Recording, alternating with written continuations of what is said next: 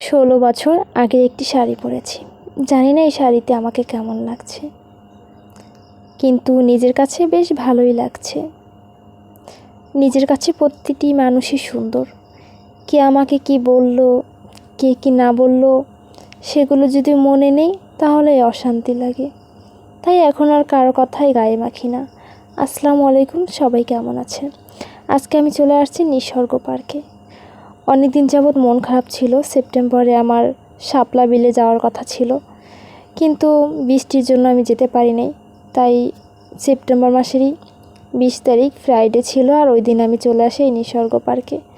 যদিও আমি বাসা থেকে বের হয়েছিলাম কাশবনে যাব তার জন্য, কিন্তু আমি যেখানে যাব আর আমি যে টাইম নিয়ে বের হয়েছি সেখান থেকে আমার গন্তব্য অনেক দূরে। বাসায় আসতে রাত হয়ে যাবে, আর আমি রাত করে বাসায় আসতে চাইনি। তাই আমি এখানে চলে আসি। এখানে আমার কাছাকাছি ছিল।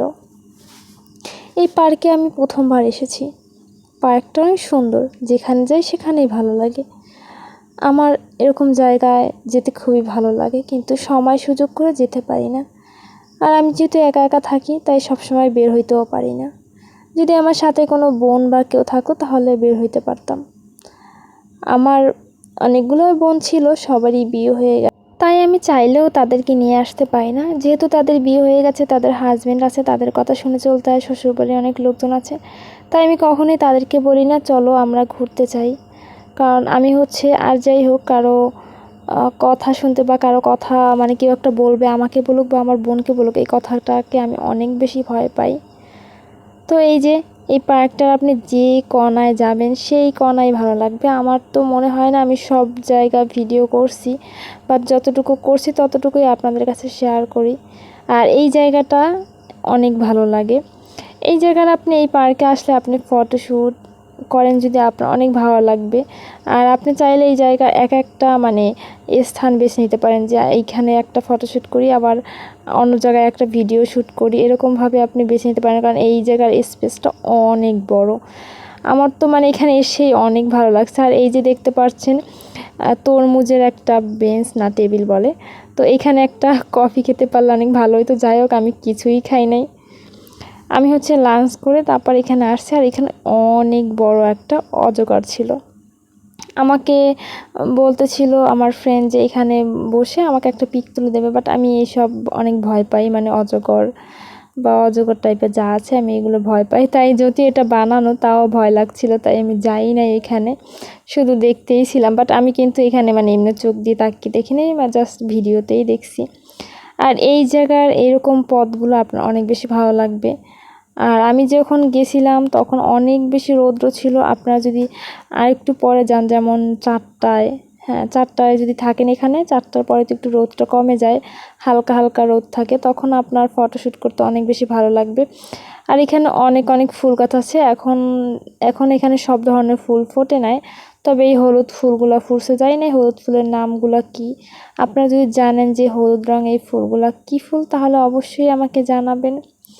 আর আমার যখনই অনেক বেশি মন খারাপ থাকে, আমি চেষ্টা করি নিজেকে একটু ফ্রেশ রাখার জন্য কোথায় যাওয়া যায় বা কী করা যায়। আর এইখানে এই মাঠটা আমার অনেক ভালো লাগছিল। এখানে আপনি যা দেখবেন সব ভালো লাগবে। এই মাঠটা আমার এত বেশি ভালো লাগছিল। আর এখানে বসে আমি কিছু বসে বসে ফটোশ্যুট করব করে, কিন্তু পরে ভুলেই গেছি। এই জায়গাটার আপনি কোথায় থেকে কোথায় যাবেন, কোনখানে বসে ছবি তুলবেন, সব জায়গায় আপনার ভালো লাগবে। এই জন্য কোন জায়গা থেকে কোন জায়গায় যাব তাই ভুলে যাই আর কি। আর এখানে যে দেখেন এই কি গাছজনের টপে সাজিয়ে রাখছে, এগুলো কিন্তু আর এই বেঞ্চের এখানে বসে তো আমি অনেকগুলা ফটো তুলছিলাম। আর আসলে এখানে বসার পর আর উঠতেই মন চাচ্ছিল না। আর এখানে জানি কি এক ধরনের পাতা ছিল, আমি জানি না এগুলো কি পাতা ছিল। তো যাই হোক, এই সেই কাঙ্ক্ষিত মুহূর্ত আমার, যে আমি পার্কে যাইয়া গাছ থেকে ফুল ছিঁড়েছি। তবে হ্যাঁ, কেউ ভাববে না যে আমি ফুলটা চুরি করছি, এরকম কিছুই নয়। আমি আগেই বলে নিচ্ছি যে ভাইয়া আমি একটা ফুল ছিঁড়বো, ওই সাদা।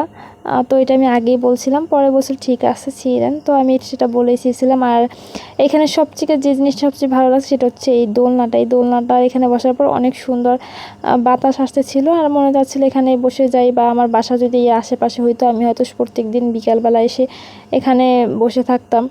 আসলে 30 টাকার বিনিময়ে যদি আপনি এত সুন্দর একটা মনোরম পরিবেশ পেতে পারেন, তাহলে প্রতিদিন 30 টাকা যাওয়াও ভালো আমি মনে করি, কারণ আপনার মন ফ্রেশ থাকার থেকে তো আসলে জীবনে আর কিছু নেই। নিজেকে ফ্রেশ রাখার থেকে জীবনে আর কিচ্ছু বড় পাওয়া হইতে পারে না। তো আমি যাওয়া শুরু করছিলাম, পরে আবার দেখি নৌকাটায় বসার জন্য আসছিলাম, পরে দেখি নৌকাটায় কি বসবো, আমি এত পাতলা, তারপরও হয়তো নৌকাটায় বসলে ভেঙে যাবে এরকম মনে হচ্ছিল। এই পুকুর পাড়ে আসার পর দেখলাম পুকুর পাড়টা একটু নোংরা টাইপের ছিল, আর কিন্তু পুকুরে অনেক বেশি মাছ ছিল।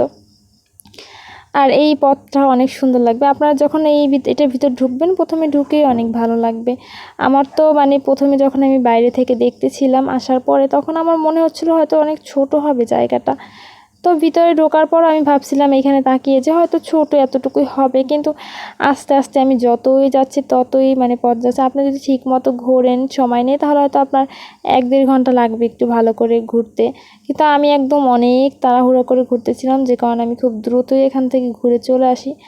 আপনাদের যার যার ভালো লাগে অবশ্যই এখানে যাবেন, কিন্তু কারণ এখানে অনেক অনেক জায়গা যাই নাই। এই জায়গাটার এটা আমি ভিডিওতেই এখন দেখতেছি। তো আরেকদিন আমি এখানে যাব এবং অনেক সুন্দর সুন্দর ভিডিও এবং পিকচার তুলব। এই জায়গাটাও আমি যাইনি। বলতে পারি না আমি এত পরিমাণ এক্সাইটেড ছিলাম এখানে, যে আমি অনেক অনেক জায়গায় মিস্টেক করে ফেলছি। যাই হোক, সবাই ভালো থাকবেন।